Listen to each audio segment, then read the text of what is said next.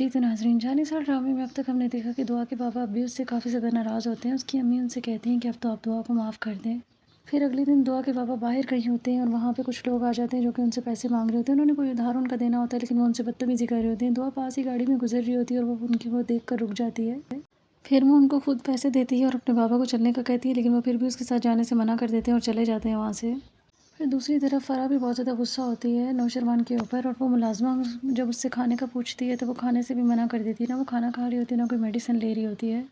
دعا پھر اپنے گھر سے لی جاتی ہے اپنی امی اور اپنی بہن کے ساتھ وہ بیٹھ کے باتیں کر رہی ہوتی ہے، جب اتنی دیر میں اس کے بابا بھی وہاں پہ آ جاتے ہیں۔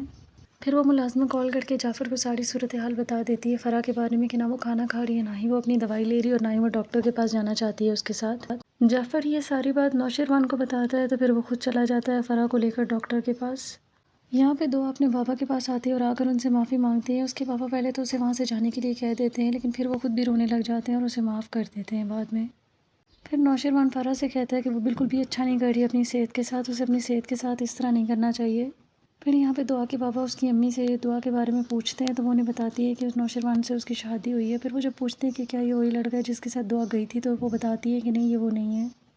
پھر دوسری طرف یہاں پہ فضا کے سسر کوئی بات کر رہے ہوتے ہیں اپنی بیوی سے، اپنے کسی دوست کے بارے میں جن کی فیملی کہیں امریکہ میں سیٹل ہوتی ہے۔ وہ انہیں بتاتے ہیں کہ بھئی وہ اگلے ہفتے ہمارے گھر آ رہے ہیں، اور ساتھ ہی وہ بتاتے ہیں کہ وہ سنبل کے رشتے کے لیے آنا چاہتے ہیں۔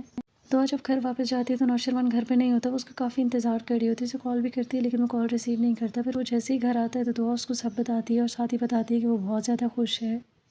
تو کیا دعا اور نوشروان آگے بھی اس طرح سے خوش رہ پائیں گے یا نہیں، یہ ہمیں دیکھنے کو ملے گا اس ڈرامے کی آنے والی ایپیسوڈ میں۔ تو دیکھتے رہیے ڈرامہ سیریل جانثار، اور مزید اپڈیٹس کے لیے میرے چینل کو لائک اینڈ سبسکرائب ضرور کریں۔ اللہ حافظ۔